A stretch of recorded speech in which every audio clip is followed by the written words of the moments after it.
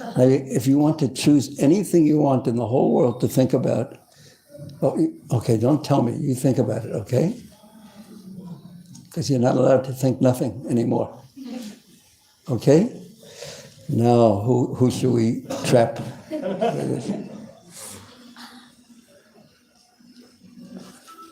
What are you thinking? Kirtan. What kirtan? What melody? I don't exactly remember. Okay, but you were thinking, singing Krishna's names. What are you thinking? What are you thinking right this second? Oh no, I hope he doesn't call on me. I was hoping that you would call me. Oh, okay. Bahut Shakti. Yes, what are you thinking right now? Thinking about Supreme Personality of God. What aspect of him were you thinking of? Were you thinking about how he looks? What were you thinking about? His form, his qualities? His form, the universal form. Okay, if you were thinking about the universal form, what did you see? Describe it to us. Many arms and many legs and many heads and different things in the heads. Were you afraid when you thought of it? No. Were you like this? Or you just were thinking of it? Yeah, I was just watching. Yeah. Wonderful. And you, Prabhu? Yeah. Now everyone will be on their best behavior for a few moments and thinking only of... Yes.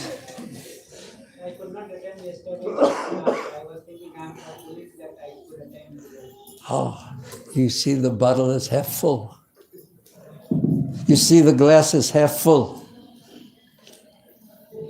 Did you attend the day before? Day before I attended, again, less time, last half an hour. Okay. Oh. So what do you remember from the day before? That half hour? That's a very difficult question, isn't it? Do you remember anything? I just remember some question is the problem I remember. I have to think. I don't remember. Does anyone remember anything from the first class? Anything at all? Wait, you have to raise your hand though. Yes, Mataji. Actually, we were talking about first class. First class. Yes. That is first class. Yes. How in Vrindavan, like if any danger comes, all of them think of Krishna's safety. They are not bothered about their welfare or their possessions or their children or how are they going to face it. It's all about no danger should come to Krishna. That we cannot. It's inconceivable to us because we do not have that prema. You see. We don't have that what? Prema. Yeah. Would you like to give class now? That was such a nice explanation. I'm serious, that was so nice.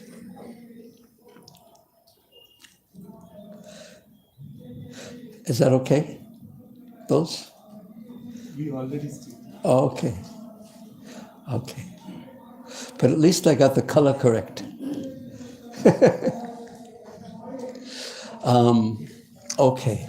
And who remembers something from yesterday's class? Now you, Mataji. We're talking about the humbleness, how to be humble. So Akrura was thinking that how I don't have any qualifications, but still Krishna has bestowed his mercy upon me. And we have to see good in everyone, each and everyone, even a devotee or non-devotee, anybody maybe, so that we can appreciate, we should see Krishna's mercy in everything. Yes. What mercy do you see of Krishna in the political rally going across the street? What mercy do you see right now? Because I don't know exactly what it is, but there's a political rally, yes? I could tell because they're all wearing red chadars and white kurtas. So what mercy? Because if we want to see mercy in everything, we thought like we will come here and hear you personally, directly, Maharaj, and Krishna is telling so easily you cannot get the mercy. because they're disturbing by their loudspeakers. That's very interesting. And we were thinking, why today? Yeah. So we heard about humility yesterday. how Akrura's mind was absorbed in his journey. And the first aspect of his journey to Krishna, which really has to be our journey to Krishna, is understand our actual position. If we want to be with Krishna, we have to be so qualified. That consciousness is not, as the residents of Vrindavan have, it's not only free from ignorance and passion and even free from goodness. It's filled with prema bhakti to such a degree that, as Mataji said, the people of Vrindavan don't care at all about their own welfare. They're thinking only about Krishna. No matter what it externally looks like, their love is so great. They're thinking about Krishna's safety, Krishna's pleasure. There is one verse that Srila Rupa Goswami has included in his Padyavali, where it explains that Madhya Yashoda was ready to die 1,000 times to save Krishna from one drop of perspiration or one drop of unnecessary inconvenience. She was ready to give up her life so many times to protect Krishna from that. Now, what level of love is that? Everything is Krishna. So, and it's not artificial. It's not like I'm sitting here saying, or the Bhagavatam is saying, from now on you should only care about Krishna, and you're not allowed to care about yourself at all. No. That would be completely artificial. But actually, caring fully about Krishna is the natural consciousness of every living entity. Loving Krishna is the natural consciousness of every living entity. And the process of turning to Krishna is called sadhana bhakti, and reinvigorating our relationship with him, which is natural love, which naturally is so absorbed in thoughts of him. He's the natural object of love for every living entity because we're his part and parcel. Aham bijapada pita. It's just natural. We are part of him. There is, on one level, there is no question of us being separated from Krishna because we're his part. But by consciousness, we're separated from Krishna. Krishna Buli se Jeev, we turn our back on Krishna. So to understand our actual position as Krishna's part and parcel, but insignificant, so tiny, there's billions and billions and billions of living entities like us. And here I am thinking myself so important. And what I tend to say to illustrate how insignificant I am, more or less everyone is that here I am thinking myself so important, but 100 years from now, probably even 50 years from now, probably 30 years from now even, no one will even know I ever existed. So how important am I? I'm thinking myself so central. And how will the world go on without me? But actually, insignificant, tiny. So when that insignificant soul is in his natural position, in contact with Krishna through devotional service, then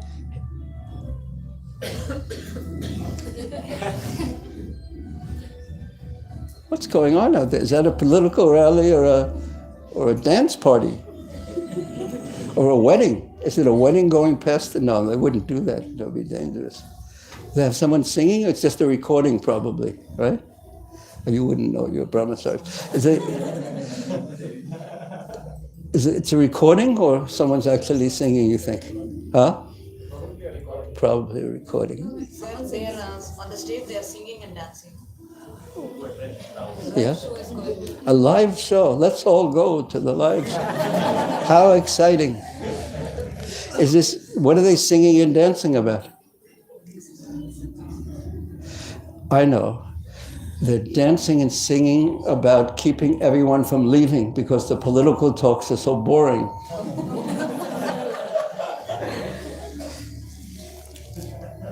So humility, if we read the words of the acharyas, the previous acharyas, it's so amazing how humble they are.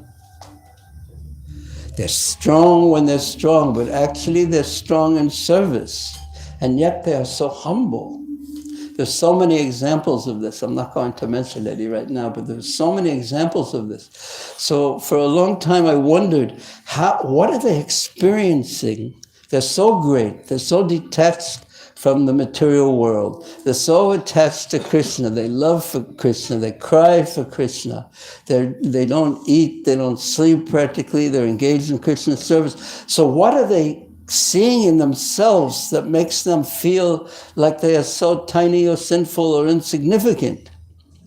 What are they seeing? Are they imagining something that's not there? Are they seeing true faults? Or are they just teaching, saying that they're so humble and so bad or something for our benefit? Have you ever wondered about that? No, I have. Have you ever wondered about that? What are they actually seeing when... Have you wondered about that? Maybe I'm the only one who wondered about that. But my answer to that is that this is the natural, actually I've heard others say it, that's where I've understood it. This is the natural consciousness of a soul, a tiny soul when he's in the presence of the unlimitedly wonderful, beautiful Supreme Personality of Godhead. Because whatever we are, whatever we think we have, compared to what Krishna has, it's very insignificant. Again, how beautiful is unlimitedly beautiful? How attractive is unlimitedly beautiful? How beautiful and wonderful is unlimitedly intelligent? How wonderful, unlimitedly powerful, unlimitedly everything. So wonderful. But just imagine how beautiful, unlimitedly beautiful it is. So whatever we have, first of all, it's a gift of the unlimited. It's a drop from the ocean. But it's still just a drop. So in the presence of the ocean, we naturally feel one's limitations and insignificance, etc. It's just natural. That's my conclusion on that. And when one is actually humble, one, as we mentioned yesterday, it's not that one thinks, oh, I have this problem and this fault and I can't do this and this person can, and on, just thinking about oneself and how bad one is. That's not humility. Humility is understanding, getting a glimpse of our insignificance, and then turning to Krishna and fully depending upon him. And in this world, if we don't become humble, we alternate between being proud, artificially proud, and then envious. Become proud of whatever it is we have that Krishna has given us, and also we become envious when someone has something that we think that we should be the best at, and someone is much better than us at it. We become envious. What's the difference between envious and jealous? Without Googling it or chat GPTing it. The jealousy is when someone has something and we don't have it. So we feel that why don't we have it? And enviousness. I want it. I want it. And enviousness is trying to pull the other person down. Yes. Not only does he has something that we don't have, we don't like that he has, and we want to show as if that's going to make me better than I actually am. I mean, if someone is this great, or someone is this great, still it doesn't increase me at all. It will decrease me. I am whatever it is I am. So when one is humble and understand his insignificance, he still has one thought that changes him from low self-esteem, and that's, I'm insignificant, but I have significance because I'm Krishna's insignificant servant. So I can actually do something of significance in service to Krishna, something eternal. I can touch the eternal. I can deal with the eternal. I can live in the eternal in service to Krishna. And also, just another way I think of the insignificance of a material life is, say, how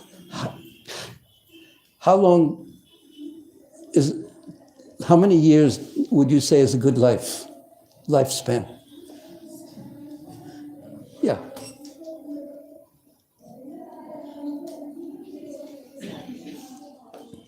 70 to 80. 70? 70 to 80. 7, okay, just pick one number in that. Okay, 80. You took high end, yeah, just to be safe. So if you lived 80 years, just imagine you took a video of that 80 years, real time. So how long would it take to show the video? 80. I caught you, yes. How long? 80 years. Okay, and then if you double timed it, showed that same video double time, how long would it take to show it? 160. No, I'm sorry. If you played it double time, twice as fast, how long would it take to show the 40 years? And if you played it 10 times as fast, so you could watch your whole life in 8 years. And then if you played it 123.4 times as fast,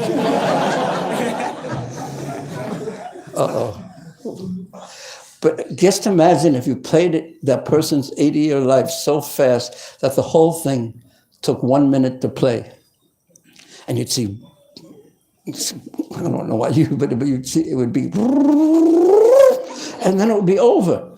So the day that he won the great prize would be, and the day that he was so miserable because he lost everything,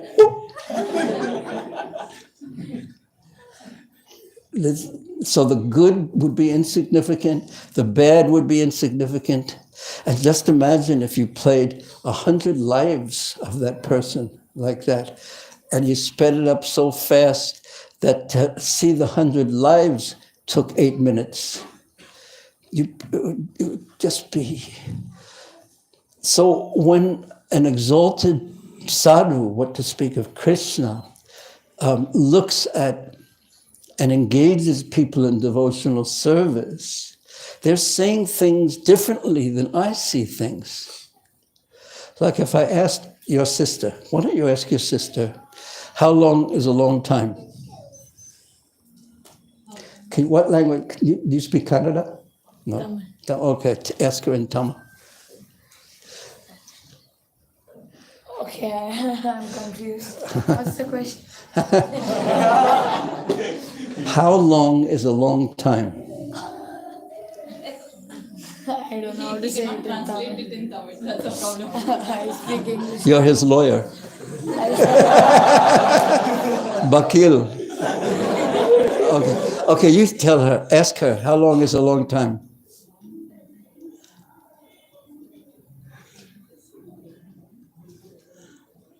Many years.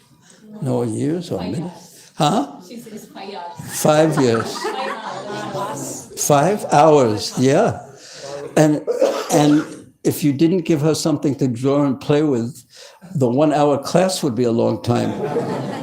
And sometimes we also feel like that too. And yeah, so from Krishna's point of view, or a great sadhu's point of view, they're seeing everything from the point of view of eternity. So what is significant? India wins the World Cup, loses the World Cup. We're thinking next year we'll win, but what is this year, next year, 100 years, 200 years, 1,000 years, 200,000 million years from the point of view of eternity? Insignificant. So how, whatever we can accomplish in this world, it's by definition insignificant. So an insignificant soul can only do something insignificant in fact. But If he touches the eternal and does something with an eternal result, then the insignificant soul can do something of significance. And if he can help someone touch the eternal Krishna service, then he's really doing good for someone, to someone. Otherwise, it said, sub, asub, auspicious, inauspicious, everything in the material world is actually insignificant or meaningless. But yet,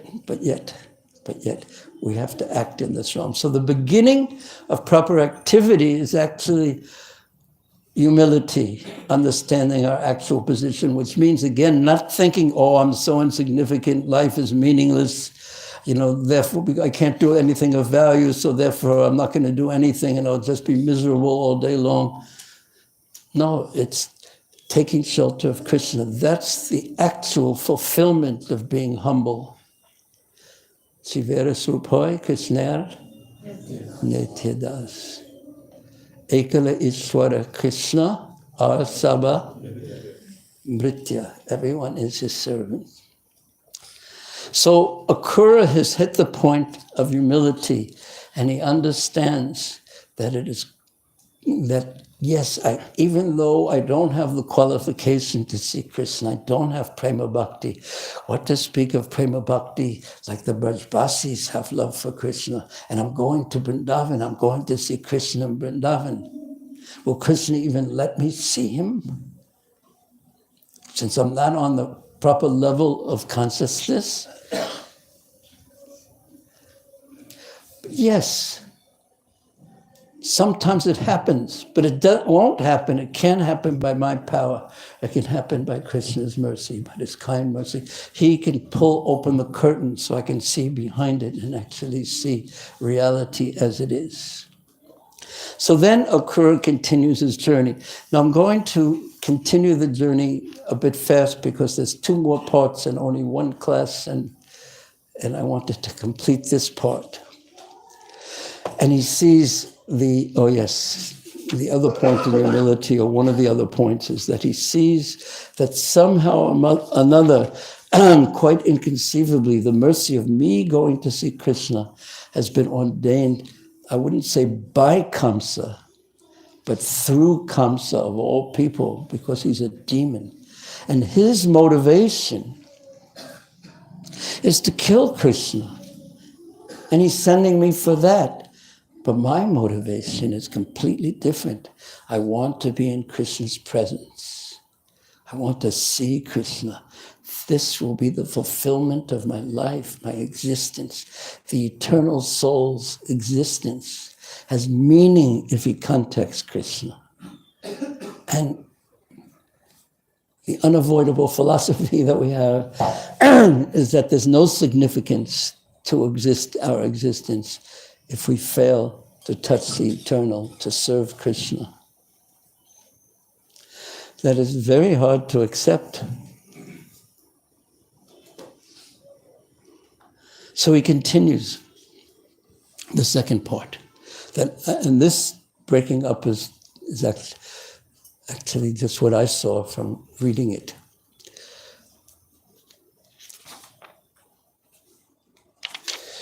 Those lotus feet, Krishna's lotus feet, that I will see, that are so powerful, that just by seeing his lotus feet,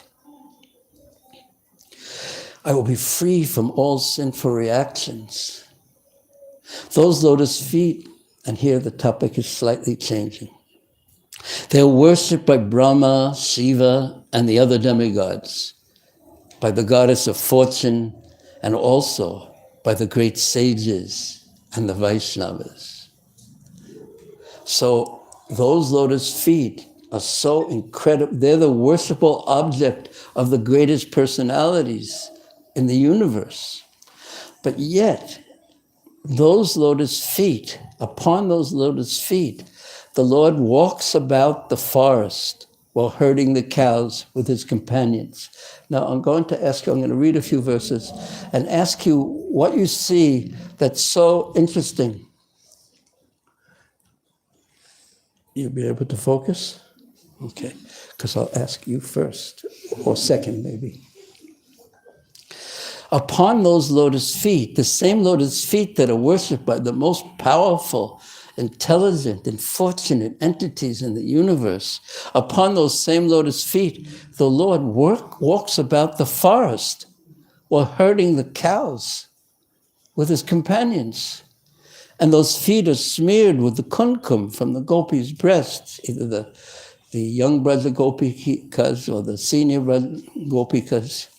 And surely I shall see the face of Lord Mukunda, since the deer are now walking past me on my right. And what does that face look like? He's seeing this good fortune.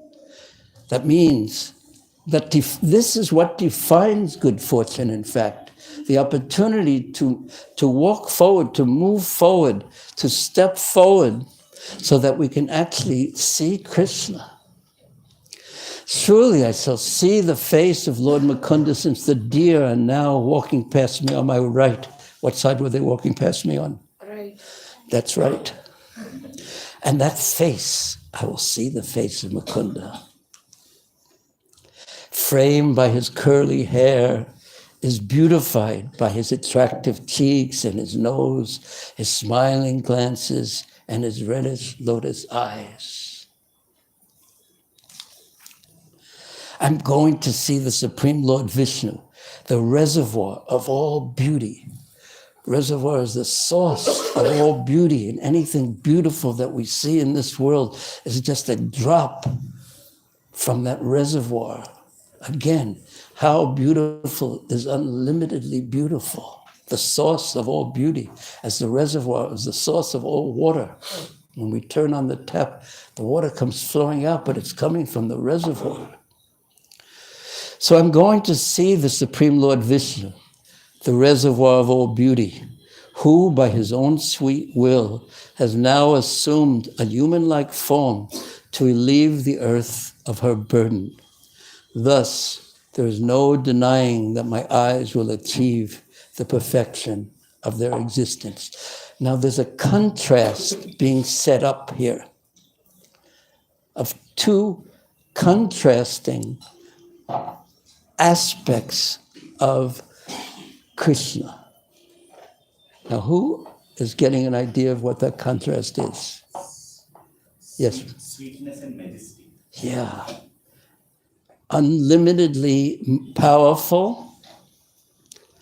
And what is he doing? Here, let's hear more about his power, because we've heard a little more about his beauty, and the contrast is being set up. This all-powerful Lord, he's the witness of material cause and effect. He's watching everything going on in this material world and witnessing it. He is not causing it. He set up the laws, but he's not causing what's going on. This is all the modes of material nature working. He's the witness of the material cause and effect. Yet, he is always free from false identification with them. Very important to remember that he is not under the control of the modes of material nature. Even though he's doing things, his actions appear to be like the actions of a human being controlled by the modes of material nature. His actions have nothing to do. He's the aloof witness, but yet he's acting. So what actions did we hear that he was doing earlier? Do you remember? What was he doing? He was witnessing, but still earlier than that, what was he doing in his sweetness? He was herding cows. And yet he's all powerful. What would a person who controls the universe do? Herd cows? There's a story that Prabhupada tells of a in the old days there used to be the nadis, the rivers, and when they wanted to pull a boat up, get a boat to go against the current, they would hire people and put ropes, they would pull ropes, they would tie the boat to the ropes, and they would pull the ropes in the other direction, upstream. So there was one boatman who was working so hard pulling the rope on the bank of the river, and he was thinking, only if I was a Kropati. What would I do if I was a Kropati? Then I would put carpets on the side of the riverbank. So when I was walking, I wouldn't hurt my feet on the thorns and the rocks. Now, what is he getting wrong? Raise your hand for this very difficult. Yes. You could have hired another person to row Why would he even hire anyone? He'd be in his palace. He wouldn't even be thinking of these kind of things. So if he wouldn't have anything to do with pulling the barges on the riverbank by ropes or the banks or the inconveniences. So, but yet Krishna is herding the cows along with his friends. Why? There's many reasons, but just contemplate, and that's the point here. Contemplate, think about the inconceivable pastimes of Krishna, especially in Braj, where the all-powerful, the unlimitedly powerful witness of cause and effect, the individual souls who are manifest here when he glances upon his material creative energy, his glancing manifests the universes. They can indirectly perceive him in the activities of their life, airs, senses, and intelligence. That it is Krishna's potencies that allow our intelligence to work. Our intelligence that we're so proud of. It's Krishna's potencies through the devatas that allow our senses to work. It is Krishna's potencies through prana, the life airs, that allow us to move and act and do different things. To sing, to create loudspeaker systems, amplifications. This is all Krishna's potency. So everything is resting in him.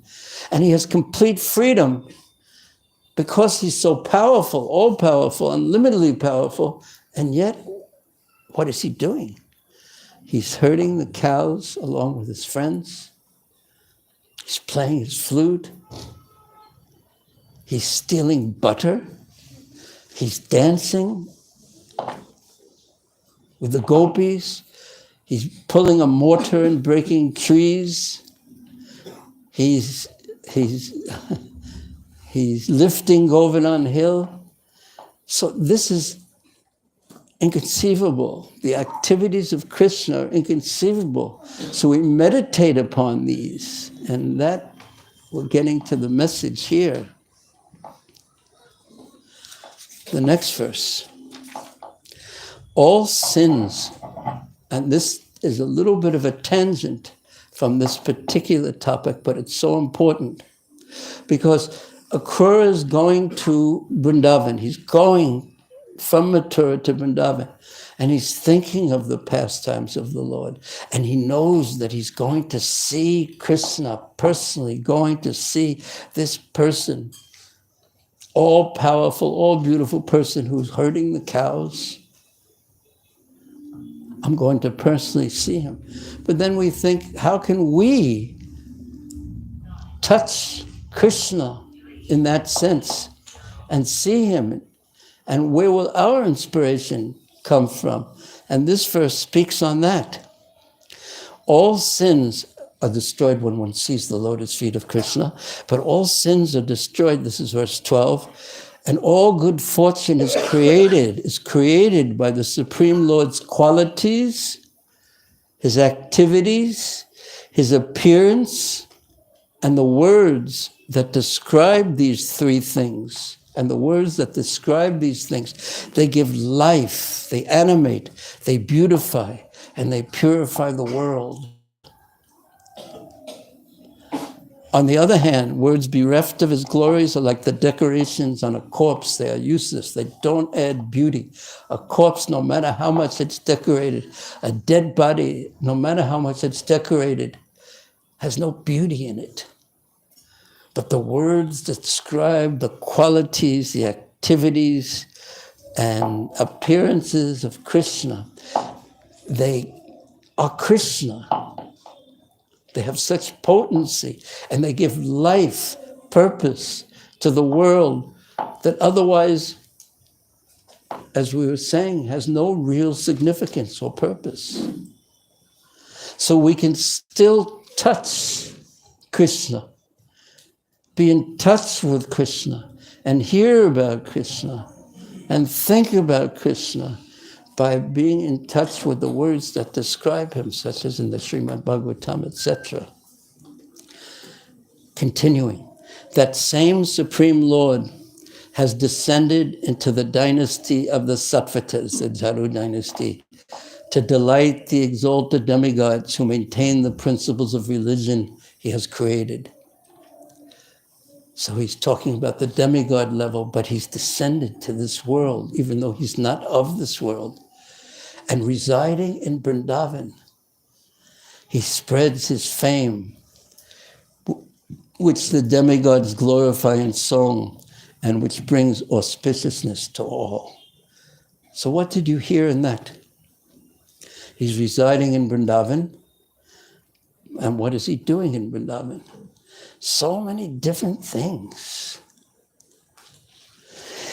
And these, even the devatas, the higher beings, the most exalted beings in this world, they glorify these activities, even though they appear to be simple, like herding the cows and feeding monkeys. And what else? Stealing butter and milking the cows. So these are common activities, seemingly ordinary activities. But when the all-powerful, all-beautiful controller of all in existence does them, there's something very mysterious about that. And if we remember and glorify these activities, it gives life to our consciousness, and it gives life to the world, which otherwise is insignificant. Again, think of that example of speeding up 800,000 million births to our video of 1 minute. And even the inhaling and exhaling of Mahavishnu, which creates so many universes. It's considered like a life of Lord Brahma is considered like a flash of lightning over the ocean. Insignificant. So it gives Krishna's glory, it gives significance to that which is insignificant, ourselves and the existence of this entire earth, because it touches the eternal. It brings everything in touch with the eternal, including us. Now, first, humility. Second, thinking about Krishna's inconceivable pastimes in Braja, where this supreme Krishnastu Bhagavan Sayam Mata Paratanam Nanyat, everything rests on me like pearls are strung on a thread. Everything in existence, from the fan to the politicians, to the air, to the floor, to the buildings, to the sky, to the sun. Everything is resting on Krishna's energy. And yet there he is in Vrindavan. When Mother Yashoda goes like this, "Don't you do this," Krishna cries out of fear. When one exalted commentator on the Bhagavatam, Srila Sridhar Swami, when he looks at that verse spoken by Mother Kunti, how inconceivable it is and how amazing it is that Krishna is crying. He who's afraid of death itself is afraid of Mother Yashoda's chastisement. So he comments how amazing it is that the Supreme Lord is acting the part of an ordinary child. And Srila Jiva Goswami very, very, very respectfully disagrees with Swami Charan, with the most exalted commentator on the Bhagavatam, and says the reason why Kunti Devi is amazed is not because Krishna is acting as if he's afraid of Mother Yashoda and acting like an ordinary child, but he's actually afraid and he's crying out of fear. This is amazing. And this is at the heart of what Vrindavan is. So this is what one should think about. The amazing, inconceivable pastimes of the Almighty Lord in the land of Vrindavan. So amazing. So point 2, on the road to Vrindavan, humility. Point 1. Second is we should contemplate and think about and become absorbed in the pastimes of Krishna. Now, let us see a video on this. This is part 2. Who's in charge of the... And we have manual light controls, I think, that we have to turn them off by hand, right? I think there's one over there. Video number 2. Are we ready? Again, a mixture of the verses with the comments of the acharyas. Little one, are you going to look at the video? Will you? Okay. Deko, deko. We're going to have to be louder. Are worshipped by Brahma, Shiva, and all the other devatas, by Lakshmi and her associates, and by devotees throughout the world. Yet, those same feet walk barefoot in the forest while he herds the cows with his cowherd friends. Oh, how the prema of his devotees controls my Lord. How exalted and excellent are the people of Gokul. They are the most superior. Today, I shall not only see the lotus feet of Krishna, I shall also see his face. A slight smile of which reveals his jasmine bud like. Wait, is this the second one or the third one? Tell this because the deer now no, right. Okay, it's right. It's right. It's correct. Krishna's face, framed by his curly hair, is beautified by his attractive cheeks and nose, his smiling glances, and his reddish lotus eyes. Today, I will see Krishna, whose powers are spread everywhere, who is the reservoir of all beauty, and who by his own sweet will has now assumed a human-like form to relieve the earth of her burdens. If I truly see Krishna today, will not my eyes have achieved the greatest success? Certainly they will have. Krishna is the shelter of the sweetest pastimes and the shelter of all beauty. Surely, just by seeing him, my eyes will be successful. Nothing can be seen that is beyond his great beauty, and I will see him directly, just by opening my eyes and not even by practicing yoga. How wondrous is that? He who creates the world simply by his glance, he who induces the principles of cause and effect that moves the world, he who is detached from all the actions of this world, and he who destroys illusion by his energies, is seen in the houses of the gopis and in the forest, enjoying with his parents and his friends, cowherd boys and gopis. But I have no prema as to these great souls. Will I today actually be able to see Krishna with my eyes?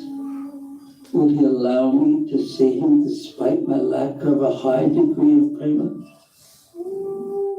Even the words describing Krishna's qualities, activities, and appearances destroy sins and create auspiciousness. They beautify the world, they destroy suffering, and they generate great piety and happiness. They bring life to the otherwise dead material universe. They purify it and make it devoid of false ego. And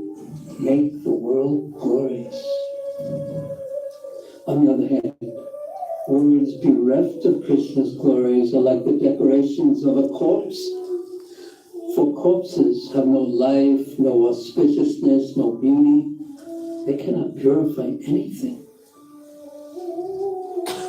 Krishna's activities in Braja further increase the Lord's fame, which is auspicious for all persons to hear of, whether those persons are materialists, aspirants for liberation, already liberated, practitioner devotees, or already perfected devotees.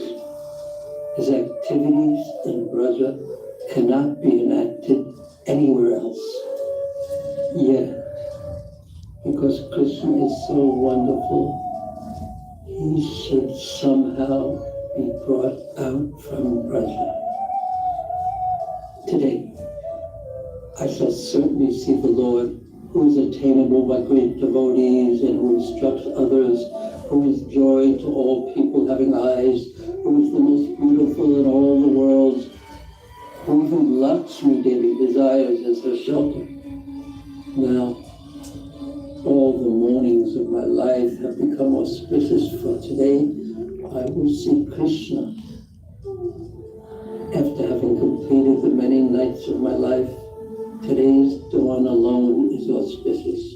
And today I will see my all auspicious Lord. Not only is Krishna's form more beautiful than all beautiful forms such as Narayan, but it even attracts the best of his own energies, Lakshmi Devi, the very source of good fortune. For she too desires to take shelter of Lord Krishna's form rather than that of Lord Narayan.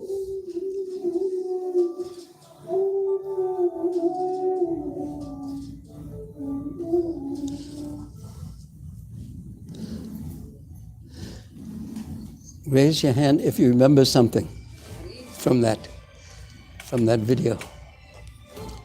Raise your hand if you remember something from that video that struck you. Yes. These are the lotus feet which even Brahma and Shiva are worshipping. Yes, thank you. Yes. Pura is like so much excited that today I'll see Krishna, that Krishna who is desired by Lakshmi Devi, whose shelter and all sweet pastimes are taking shelter of under whom, and all beauties is taking shelter under whom. And I will see him, this all-powerful one who is playing in Braj. Will I be able to see Krishna? Will he allow me today? He will allow. Thank you. Anyone else remember something? Yes.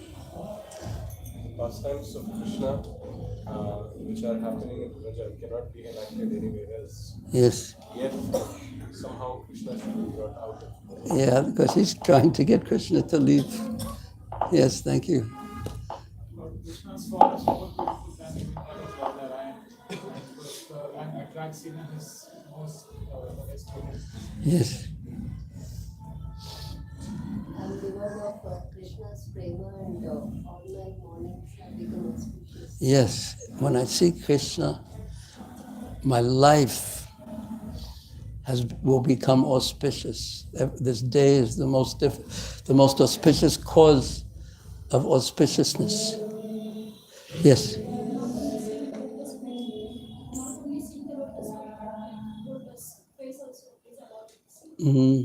Does anyone remember what's said about the Lord's lotus face? Yeah, reddish eyes. What else? Cheeks and smile and raised nose. So all these, so there's the name of Krishna, the form of Krishna, and the qualities of Krishna, and the pastimes of Krishna. So he's enwrapped, thinking, enchanted by thoughts of Krishna. And yet, we move on to the third secret of success on the path to Vrindavan. Humility, being absorbed in the pastimes of Krishna. And then, today, That was 14. Then, now he starts moving a little more to the future. Then, soon as I see Krishna, this is text 15, I will at once alight, get off from my chariot and bow down to the lotus feet of Krishna and Balaram, the supreme personalities of Godhead.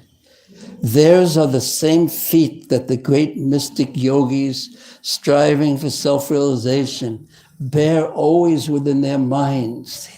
They're focused. This is the purpose of yoga, not to keep healthy in that sense, but the purpose of keeping healthy is to control the mind. And the purpose of controlling the mind is to bring Krishna into the mind. And the purpose of bringing Krishna into mind is to be focused in complete absorption in thoughts of Krishna. So those feet which yogis practicing for hundreds and hundreds of years to bring into their minds, I will personally see them.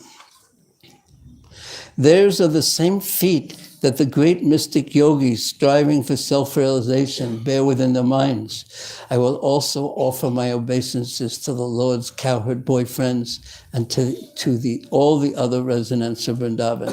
So when he sees the feet, he's going to bow down. This is his desire. I will see the feet, and as soon as I see the feet of Krishna, the footprints of Krishna, I will bow down to him, those feet, and I will bow, and I'll see my fortune, because those feet, I will directly see the footprints and the yogis who have been practicing for a million years to bring them into the mind, and I will actually personally see his lotus footprints, and I will offer my obeisances to him. That's his plan, his desire, and also to the other residents of Vrindavan. And then, when I have fallen at Krishna's feet, his next desire, the Almighty Lord will place his lotus hand upon my head.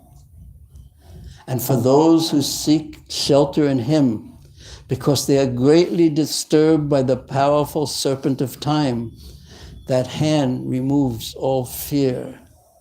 Why is time compared to a powerful serpent? Raise your hand, please.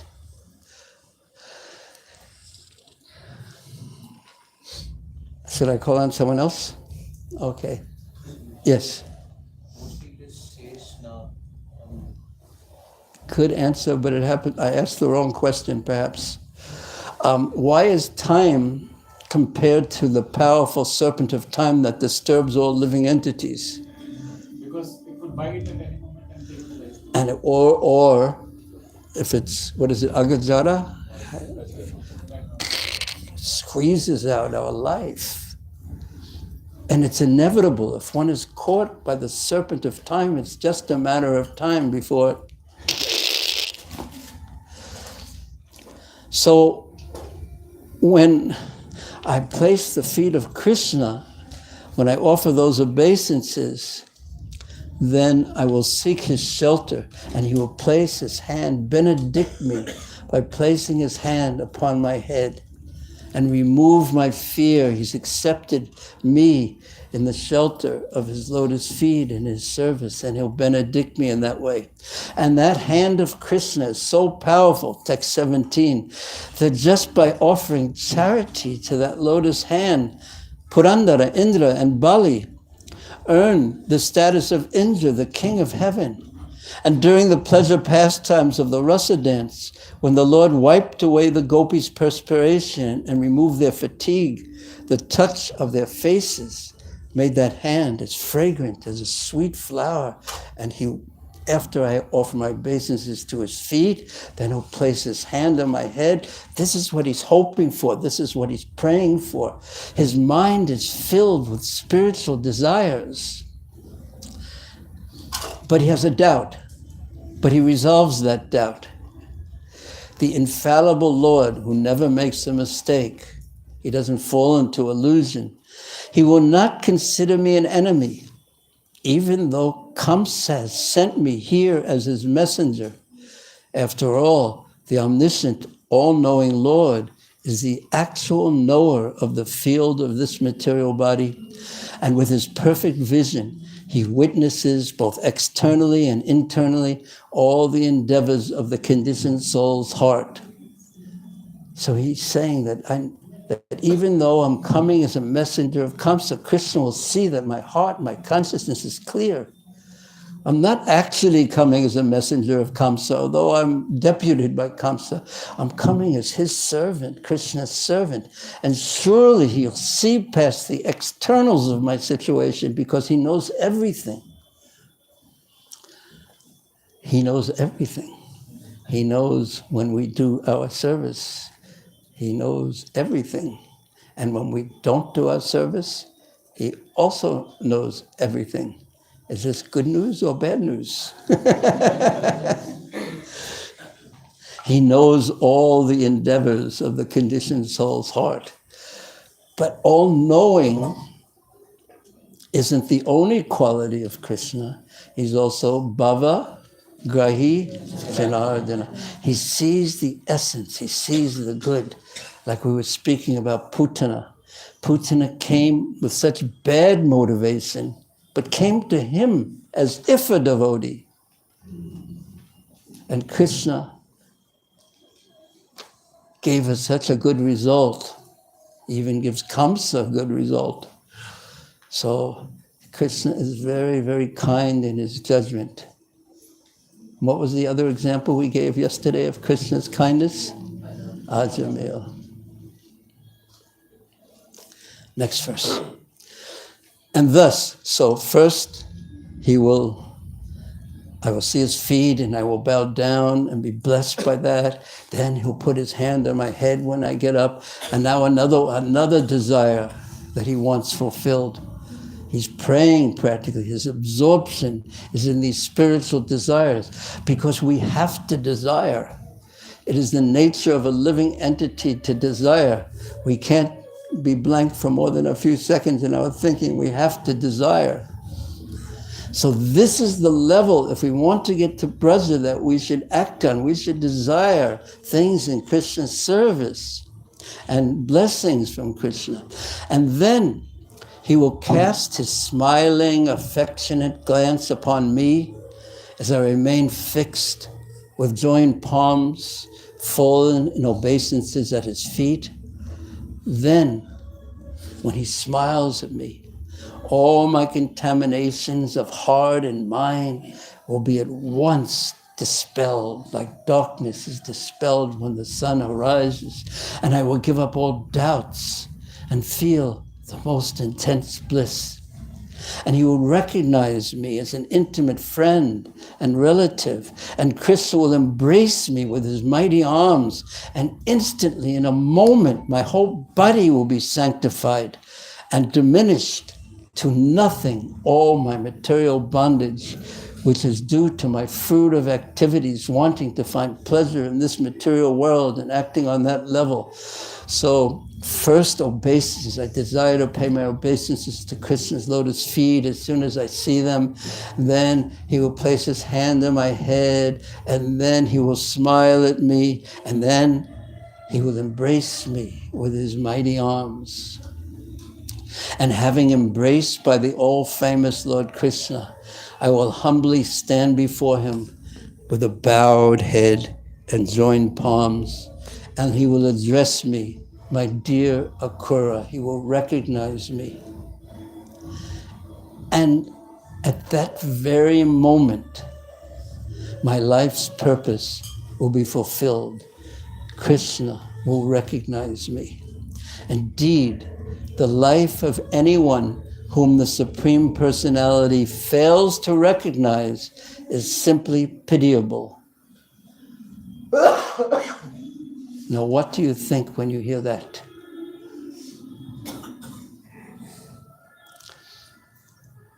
At least two people thought of coughing. What do you think when you hear that? Yes, Prabhu. Then we should not hanker for the recognition of this world. We should be looking for Krishna's recognition. To please Krishna. So that in and of itself is a meditation. How can I act in this life in such a way that Krishna will be pleased with me. And if somehow or another, if he recognizes his servant, me as his servant, then my life is successful.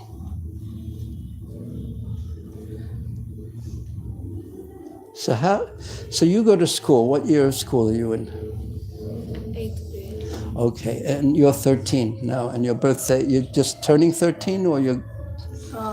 13 years old. And when is 14 over? What month? June. Okay, you mean just in a few months? Yeah. Then you'll be 14. Okay. And how old are you? And what do you do with in your days? Full-time service. And yourself, what do you do? No, behind you. Yes.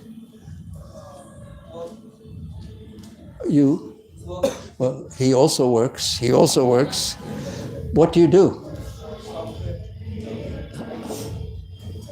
As if you're the only if you weren't doing that, you'd be the only person.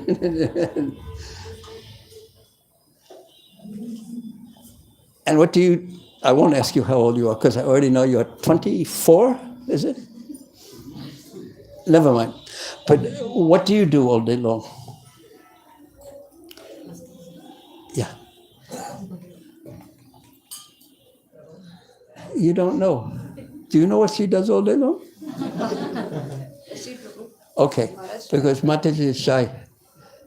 She is doing her sadhana and cooking and taking care of the house. Now, so many different things, so many different people, so many different situations, so many different ages, so many different abilities. Is it possible that we can act in such a way that we could please Krishna, so much so that he recognizes us and says, oh yes, my devotee is pleasing me? What do you think? Okay, why? We just put Krishna in the center and do our activities to please Krishna. We have to really try to act in such a way that Krishna will be pleased. So there's two levels of that action. One is Yat Karosi Rasnasi, Yat Tapasyasi. All that you do, what you're already doing, all that you are, what you have, whatever, everything you do, everything everyone does, there's austerity involved. There's fruit that comes, and it should be all done for the pleasure of Krishna, and then Krishna will be pleased. Or Patram Pushpam Palam Toyam Yomam Bhakti Payasati Daraham Bhakti Paritamasna. That if we, even the slightest thing, if we offer it to Krishna with devotion, he will accept it. Something small, if it's a leaf, one flower, some water offered with devotion, Bhakti Paritam, he will accept it. He will notice us. He will recognize us. So it sounds so easy. And Prabhupada would insist that it is easy. So let's try and do it. And say if I'm really don't know much about pleasing Krishna, but I see someone who knows more about pleasing Krishna than I, then we help assist that person who actually is humbly thinking that I don't know how to please Krishna. I'm pleasing this one. And that one is thinking I'm pleasing this one. And Prabhupada once said, and I heard it in a recording, that this is the mystery of the disciplic succession, that we please Guru Vaishnavas who are trying to please their Guru and those Vaishnavas who are trying to please. So, and then going back and eventually it comes to Krishna. So Krishna is pleased, they're carrying the order of Krishna and following that order, engaging people in the order of Krishna, that is fulfilling the desire of Krishna, that's pleasing to Krishna. But Prabhupada said the mystery of this, because that is not mysterious. It's like if I give you a flower and you give it to Prabhu and you give it to this Prabhu, and eventually it will come to Harichatra, say. But what's mysterious, Prabhupada explained, is that by serving in this way, we are directly serving Krishna also. We personally, directly interact with Krishna, and also by serving in this way. So that, he said, was mysterious. And if we don't use our life to become recognized by Krishna, then Akura is saying, anyone who the Supreme Personality fails to recognize is simply pitiable, because he has a human life. He has a human life, but he hasn't used it properly. So Prabhupada would call that's miserliness. When you have something, you have a lot of money, but you don't use it. You just lock it up and count it. When no one's looking, you lock the doors and open up the drawer and count all the money, but don't ever use it. So that's kripana, or miser. And life is not meant to use our human life, which has so much capacity, in a miserly way. We should use it, and not only not misuse it, but we should use it.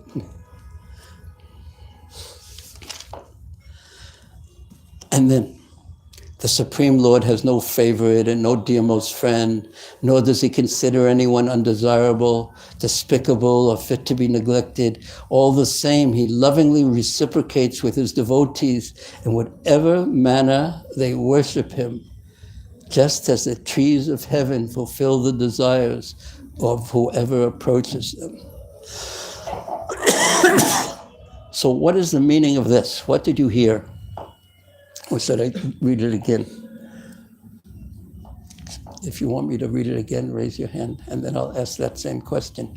What is your understanding of what you just heard? If you want me to read it again, raise your hand, and or if you already understand it, then I don't know what to say to do. So you want me to read it again, Prabhu? Okay. So you know what I'm going to ask? The same. Yeah. And you know who I'm going to ask? Me. But I'll ask you first. But if you don't want to answer it, then you're free to defer. Okay, you ready though? You ready? You ready? You ready? You ready? You ready? You ready? You ready? Okay. The Supreme Lord has no favorites. And think of this verse in relationship to anyway, I'll just read it. The Supreme Lord has no favorite and no dearmost friend, nor does he consider anyone undesirable, despicable, or fit to be neglected. But all the same, he lovingly reciprocates with his devotees in whatever manner they worship him, just as the trees of heaven fulfill the desires of whoever approaches them. So what is the significance of this at this point? Would you like to try? I mean, Try. If you like. If not, you can. I don't know what to say. Okay. Does anyone want to try? And who knows what to say? Yes. Krishna is impartial by nature, but he is inclined towards his devotee. Yes, in a simple way. That's what he's saying. Now, what's the significance of this?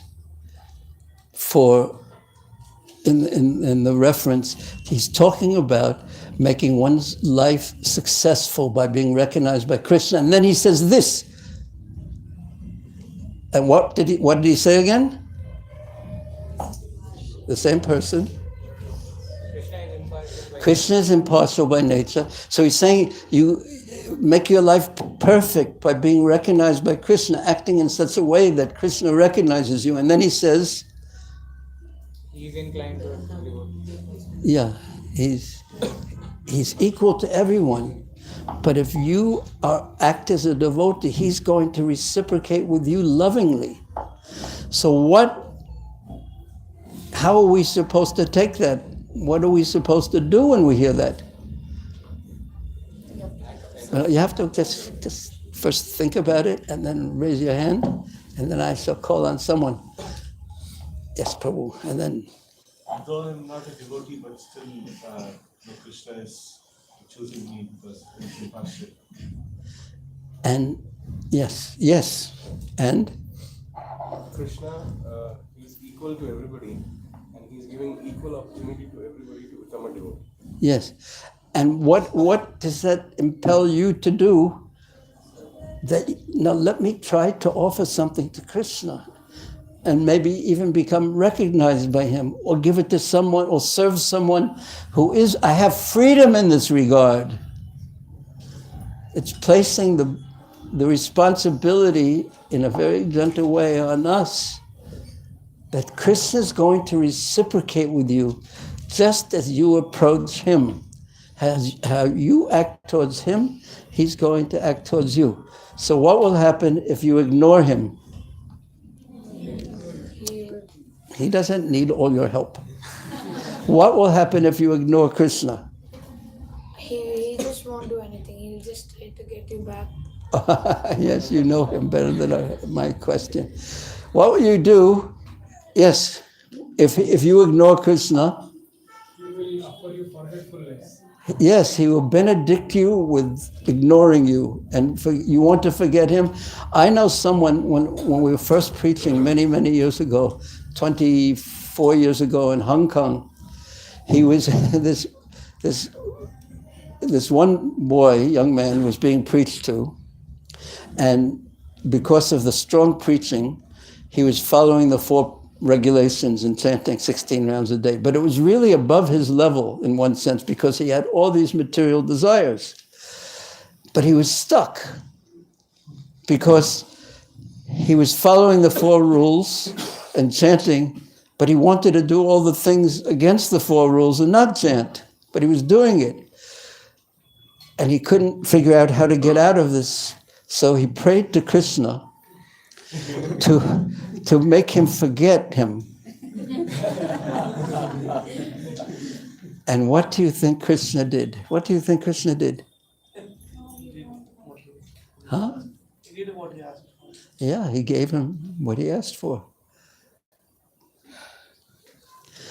So that's one side. If you neglect Krishna, he will neglect you. Of course, he doesn't, as you're pointing out, he doesn't really neglect you, but he will fulfill your desire if you don't want to get close to him.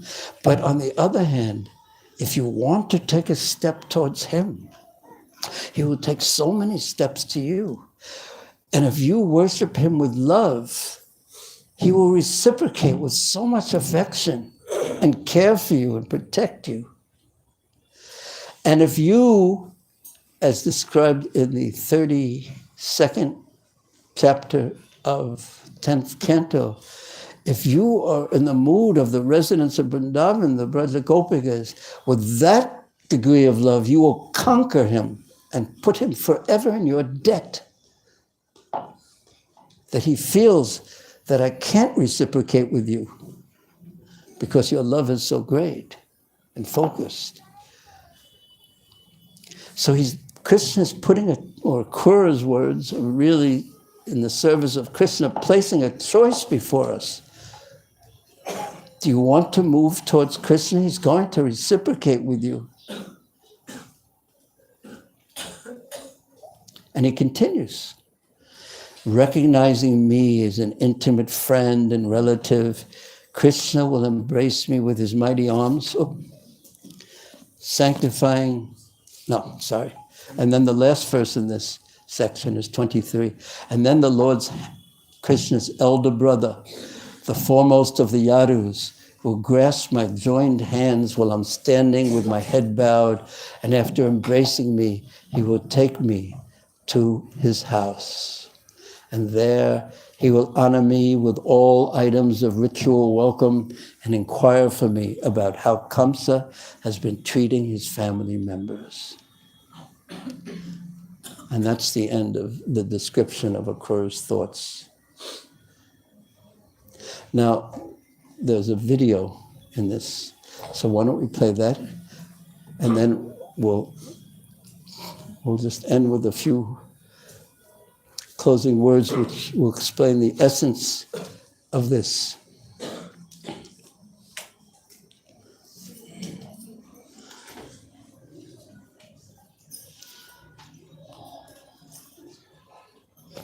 This being filled, this third one is being filled with desires. We have to desire on the spiritual level in service.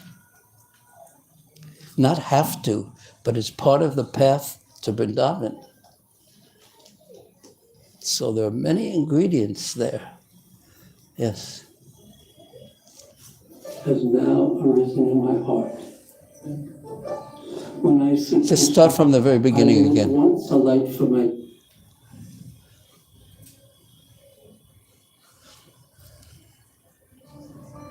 a great desire has now arisen in my heart. When I see Krishna, I will at once alight from my chariot and bow down to his lotus feet and to the feet of Balaram, the Supreme Lords who yogis contemplate through their intense practices. I will also offer my obeisances to the Lord's cowherd boyfriends and to all the living beings of Braja. And when I have fallen at Krishna's feet, my master will place his lotus hand upon my head, a hand which destroys fear in all people, who are greatly disturbed by the powerful serpent of time and who are desiring shelter. His lotus hand itself is so wonderful. During the Rasa days, the Lord relieved the gopis' fatigue instantly by the touch of his fragrant hand. His hand can bestow benediction upon everyone, regardless of their desires, even up to the point of awarding them his personal association and the touch of his transcendental body. Everything may be gained from the touch of Krishna's lotus hand. The infallible, omniscient Lord will not consider me an enemy, even though it is Kamsa who has sent me to Braja as his messenger. After all, Krishna knows everything, for he exists in every soul's heart. He will certainly know my heart, and my heart is clear. I have even risked becoming Kamsa's deputy, his messenger, just to meet Krishna. The Lord will not only place his hand on my head, but he will also cast his smiling glance on me. I will stand attentively with folded hands at his feet, hoping he will glance at me.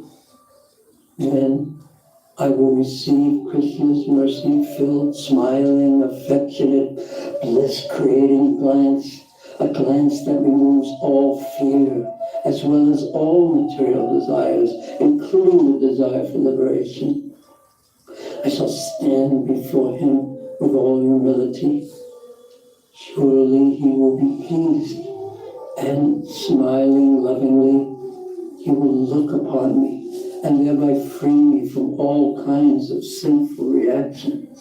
As I remain before him, fixed with joined palms, fallen with respect at his feet, all my contaminations will at once be dispelled. I will then give up all fear, and I will feel the most intense bliss. Yet, I have still another desire, recognizing me as an intimate friend and relative, and knowing that I have helped Vasudeva, his father, with Krishna's huge arms. He will strongly embrace me, instantly sanctifying my body and diminishing to nil all my material bondage.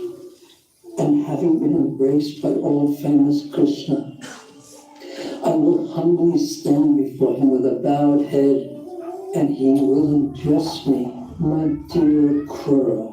At that very moment, my life's purpose will have been fulfilled.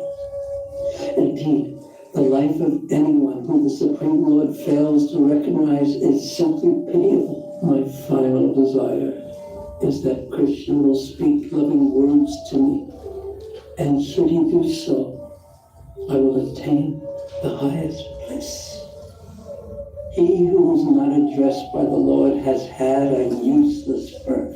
The Supreme Lord does not consider a person dear or despised, the object of gratitude, the object of hatred, or the object of indifference.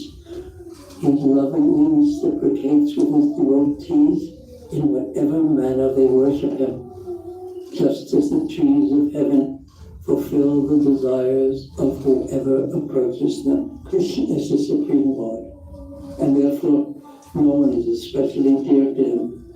For as the Lord of the universe, he is equal to all. Yet, despite this, he favors his devotees. He fulfills their desires, but he does not fulfill the desires of others. But if Krishna rejects no one, and if everyone is dear to Krishna, and if he hates no one, and isn't indifferent to anyone, then how will my desire be fulfilled that Kamsa will be killed? But Krishna does respond to his devotees. By killing Kamsa, he will be fulfilling the desires of his devotees, although he does not fulfill the desires of others. Krishna is so fully attracted to the devotion of his devotees then. Krishna's elder brother, the foremost of the Yadus, who grasps my hands while I am still standing with my head bowed and my hands folded, and after embracing me, he will take me to his house, and there he will honor me with all items of welcome and inquire for me about how Kamsa has been treating his family members. But how can one such as myself attain Krishna's mercy? For he is most attached to the cowherds and the gopis. It appears to me impossible. But since Balaram is elder to Krishna, and if he gives me his mercy, then Krishna's mercy will surely follow Balarama's, for he is Balarama's younger brother. Since Balaram is famous as the son of Vasudeva, and since his satisfied smile naturally shines simply out of the pleasure in his own mind, he, as the elder brother, will welcome me into his house as a guest. Balaram will ask about his father Vasudeva and his other relatives, who are all members of the Yadu dynasty, for Balaram is well known as the best of the Yadus. When the hospitality has been completed, then I will be asked questions about Kamsa's actions against Vasudeva and the other Yadus, and Balaram will expect detail. Thus, Akrura's intention is here revealed. By making Balaram favorable, I will be able to take Krishna to Mathura.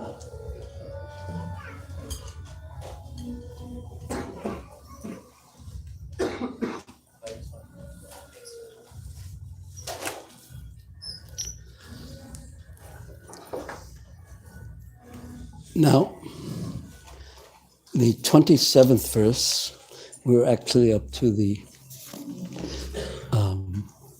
so as Akrura was traveling on the road, he was meditating deeply on Sri Krishna, and he reached Gokul, Nanda Gokul, just as the sun was beginning to set. And in the covered pastures, Akrura saw the footprints of those feet whose pure dust the rulers of all the planets in the universe hold on their crowns. Those footprints of the Lord, distinguished by marks such as the lotus, barley corn, and elephant goad, made the ground wonderfully beautiful. Increasingly, after seeing the lotus footprints of Krishna on the ground in the dust of Vrindavan, increasingly agitated by ecstasy by seeing the Lord's footprints, his Akrura's bodily hair standing on end because of his pure love, and his eyes filled with tears, Akrura jumped down from his chariot, and he began rolling about amongst those footprints in the dust, and he was exclaiming out loud, "Ah, this is the dust from my master's feet." Now this 27th verse, the next verse, sums up the whole process of getting to Vrindavan, the process that Akrura followed. Deham Britya Ihan Arto, and that means for someone, a soul who is in a material body, there is nothing to be gained other than this. Hitva Damba Bhyam Socham, that he gave up, he gave up all pride, all fear, and all lamentation. Sandeshadyo Hariyalingam.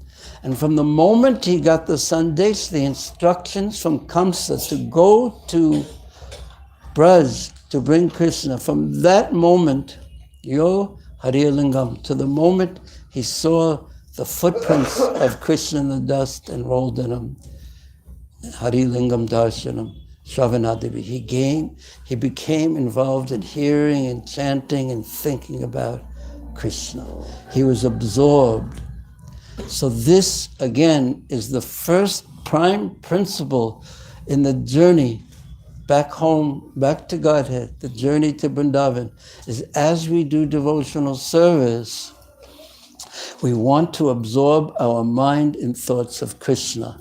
If we can unite all the parts of our life, whatever the parts of our life practically are, if we can unite those somehow or another in the service of Krishna and become absorbed not only in the externals of the activities, but the internal mood of I'm on a journey to Krishna, I'm doing this for Krishna's pleasure, then our life will be successful.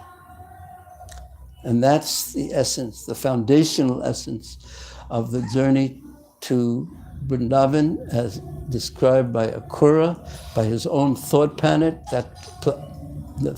his own thought patterns, and his absorption. And that particular absorption we can roughly divide into three categories. One, his humility. Second, he was thinking about Krishna's pastimes in Braja and understanding them, the inconceivable nature of Krishna's pastimes, how the all-powerful Supreme Lord, witness of the entire creation, who is impelled not by the modes of material nature, but by his own desire, is somehow playing as a cowherd boy and interacting with the residents of Vrindavan in his cowherd boy pastimes. That's the second one, this meditation on Krishna. And the third one is that desiring. We want spiritual desires. Akrura, his desires were increasing, not decreasing as he described them.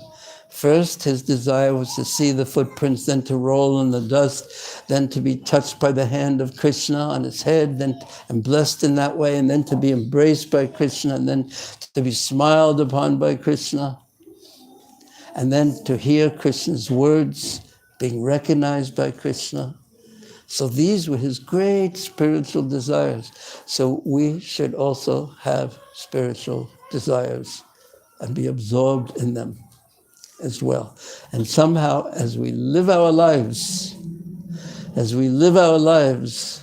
whatever position we are in our lives, we want to get them focused on this journey to Vrindavan. And then, this is just the beginning of this incredible pastime, but it's the end of our 3 classes. And then Balaram took him to the house, and then after the formalities were done, Krishna and Balaram started talking, and Nanda Maharaj was there.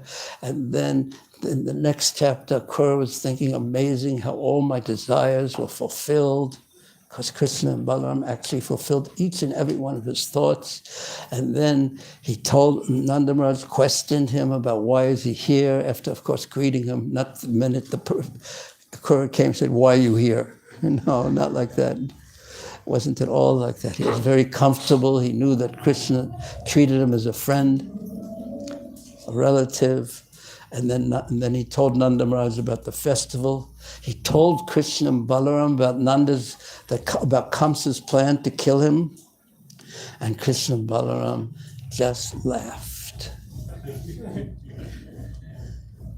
And then Nanda Maharaj, understanding that Krishna wanted to go to the festival to see the Dana Yajna, that's what he was thinking, but he wanted to kill Kamsa. Then Nanda Maharaj ordered the constables to ready for the journey, and then they all got on their chariots, and the cowherd boys, and then Krishna and Balaram Akrura driving the chariot, and all Akrura's desires were fulfilled, and he was so happy. And the gopis just cried and cried and cried and cried. So although Akrura's desires were fulfilled, the gopis' desires and the residents of Vrindavan's desires, their hearts were broken because they never wanted to be a moment outside of seeing Krishna and being in his presence. So it goes on and on and on and on and on, and they arrive in Mathura, and Akrura has his vision, and then Akrura goes to break the bow, and Kamsa's heart is completely filled with fear of Krishna when he hears the sound, and the elephant. The next morning, Krishna goes late, and Nanda Maharaj and Kamsa says, I see that your boy isn't here. They're all in the arena. And Kamsa's saying, what? And Krishna is saying, why did I bring my boy here? Why did I do this thing? These wrestlers are huge. Krishna kills Kuvalaya Pita. He entered Balaram with the tusks on their shoulders. The residents they see Krishna for the first time, and they think, how beautifully is Ras. He's satisfying everyone, Rasul Vaisa. And Krishna looks around, and he and Balaram are carrying. He says, who is this Kamsa? Who is this Kamsa? He's thinking, he's so brave, then how come he put the elephant out there to kill us? And they have the tusks, and they take the tusks and drive them into the ground right in front of Kamsa's dais, and they approach the wrestlers, and then this happens, and this happens, and that happens, and it goes on and on and on. And if we can just absorb our consciousness in Krishna's pastimes and distributing the sweetness of Krishna's pastimes and somehow becoming recognized by Krishna, even though we may feel ourselves so incapable and unqualified, and even though we still think about Krishna and his pastimes and see how Krishna reciprocates with us in his wonderful way. What do you think? Good plan? Okay, thank you very much. Now, because it's already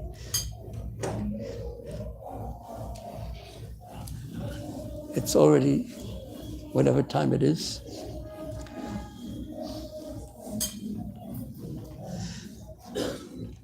I think they're planning a great wrestling match out there in a Dhanuraj Yajna. That's what it sounds like, right? Somehow to see everything in relationship to Krishna. This is the great art of life. This is the great art of life. Hare Krishna. Thank you very much. You're also attentive and good hearers. And you want to leave? Did you like the video though? Yeah. Do you remember one thing from the video?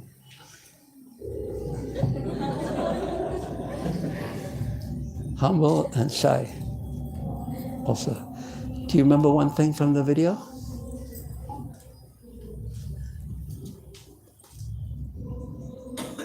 Do you remember one thing from the video? The last one? Yeah, why not? What one thing do you remember?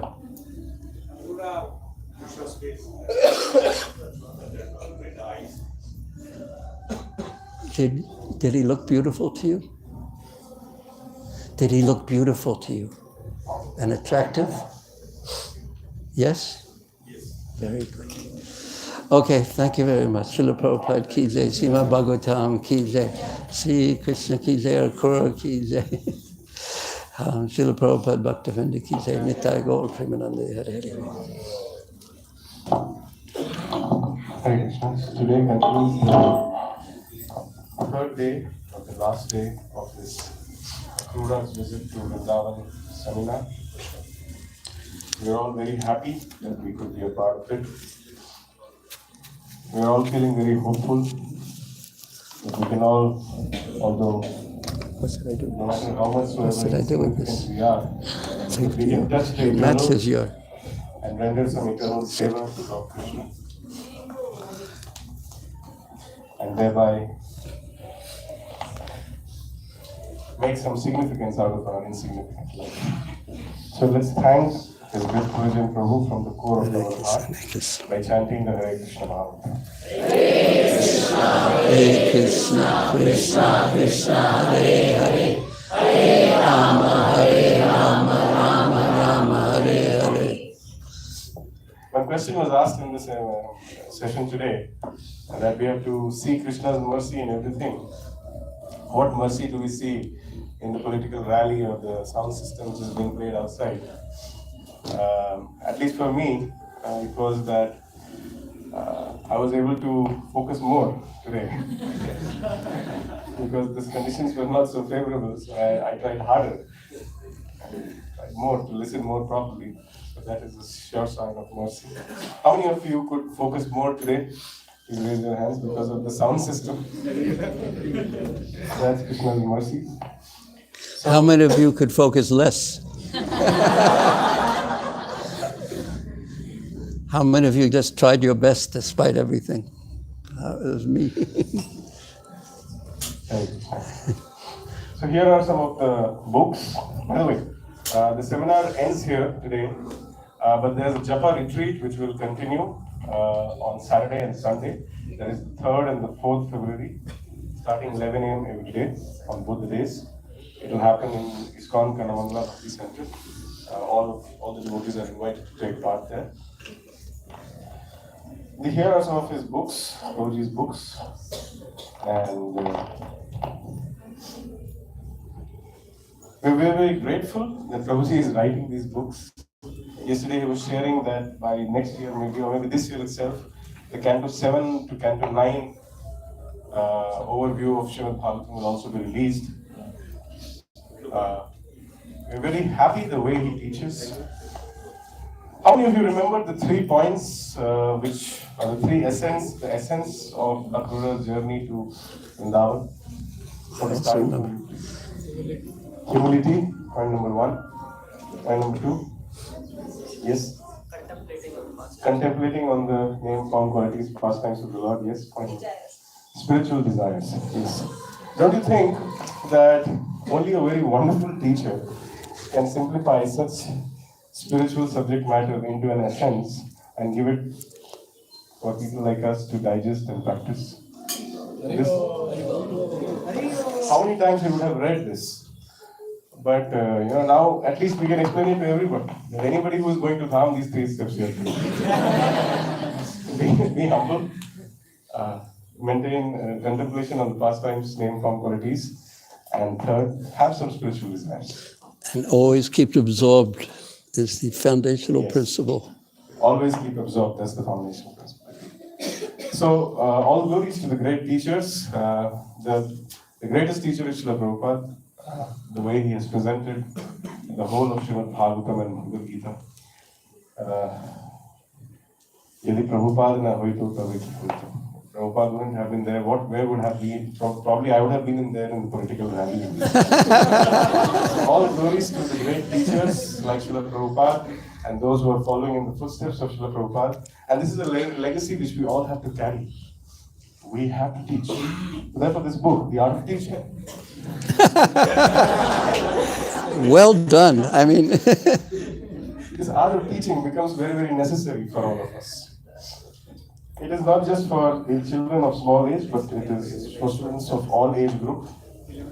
Trust me, Srila Prabhupada always wanted each of us to be able to present the Krishna consciousness in a very interesting and an effective way. And this book helps us to do that. So it helps us to teach Krishna consciousness very nicely.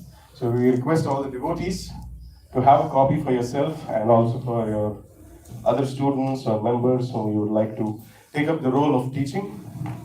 Anybody who purchases a book, the contributions of this book go for the maintenance and the service of Srila Prabhupada's Samadhi. Yeah, that's our hope, to set up a fixed deposit for that. We haven't quite done it yet. We want just none of the devotees who participate in the publishing of the book or the writing of the book take any money from it. It's all done as volunteer work, and any profits will go to Prabhupada's Samadhi in Sri Vrindavan Dham. So Srila Prabhupada is there personally in his Samadhi, and all the Lakshmi which gets generated out of this book, any profits go for his service, Srila Prabhupada's service in his Samadhi. So that is a wonderful reason to have these books. And today, when I was coming in the car with Parikshit, Prabhu was playing a lecture, I could hear that. So I think His Grace Rameshwar Prabhu was speaking there. He was telling that how important, he quoted a pastime where Srila Prabhupada was not well, but he was planning to come back to India to push the Juhu construction. And everybody was pleading him all the days, all the time.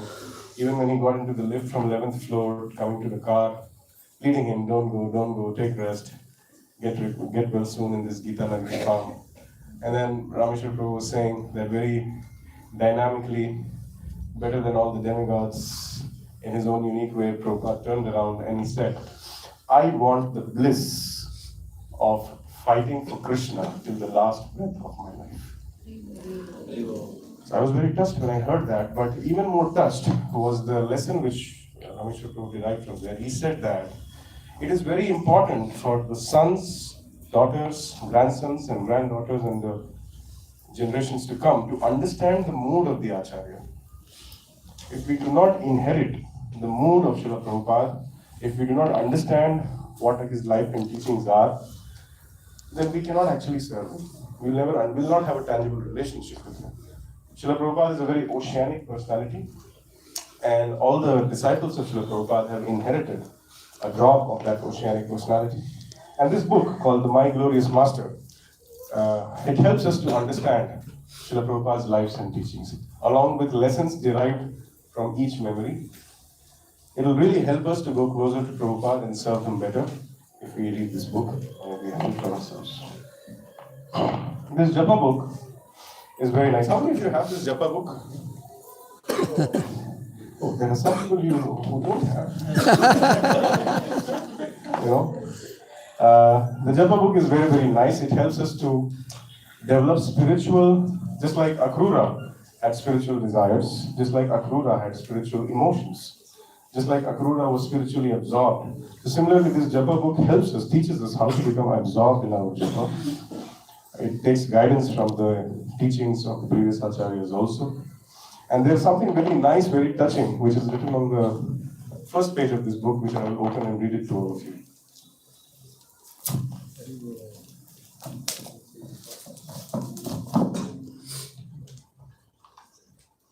That is the dedication of this book.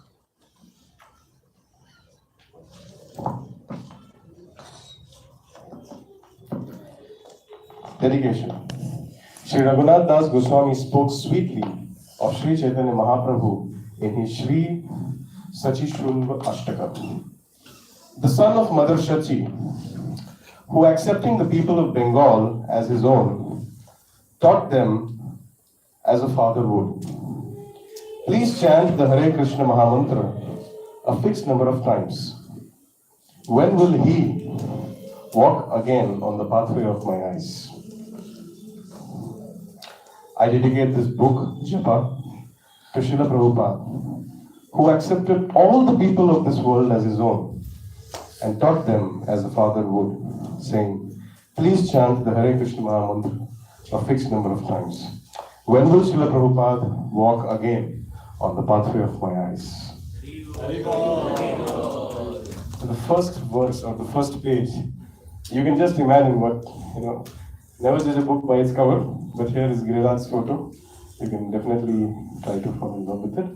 But this book is really helping many, many people. There is a question answer section at the end of this book, where in various japa seminars, very, very nice questions have been asked. Simply by reading that section, a lot of clarity comes in our japa. So all those who don't have this book, who didn't raise your hands, please try to have this book. It's available in both in English and Hindi. And good news, by this year, it will be available in Telugu, it will be available in Marathi, it will be available, I think, in Tamil also. And No, not yet. a few other languages Prabhuji was mentioning. So that will be great help. And finally, there are some Bhagavatam overviews, detailed overviews rather. Overview for Canto 1 to 4, overview for Canto 5 to 6, and the Canto 11 and 12. So we all want to live the Srimad Bhagavatam the way Prabhuji is living in it. There's a very nice statement in the 12th Canto. The study of Srimad Bhagavatam is always glorious, and one who has experienced pleasure from hearing, chanting, and reading this transcendental literature will never be attracted by any mundane book. The problem of my life is that I'm attracted by many mundane books, mundane information. But I want to hear, chant, and read and derive pleasure from it. Experiencing pleasure while reading Srimad Bhagavatam is not something ordinary, it's extraordinary. It is only by the mercy of Lord Chaitanya that someone can experience pleasure by reading Srimad Bhagavatam. And Lord Chaitanya's mercy comes through his devotees. So Prabhu's books, Prabhu, who's a devotee of Lord Chaitanya, it helps us to relish, understand, assimilate, practice, and nudge. Through these books, we get nudged towards the real mood and mission of Srila Prabhupada, as he is mentioned in his books. Especially for those who are trying to really understand through Bhakti Vaibhav, really trying to implement it in their lives, these books have a great, great importance. Trust me, Bhagavatam would have not been so easy to assimilate had these books wouldn't been there.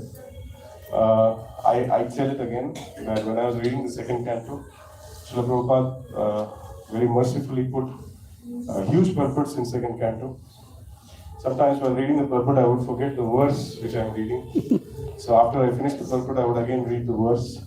But when I picked up this book and I revised the various sections of second canto, it gave me so much clarity. I could understand the pravaha, or the pristine flow of Srimad Bhagavatam, and I could understand the narrative style. I could understand why Prabhupada has written this commentary, because Prabhuji is introducing us to the commentary of Vishwanath Chakravarti Thakur also. So therefore these books helps us to go closer to the real intention and the real devotional scholarship of Srila Prabhupada.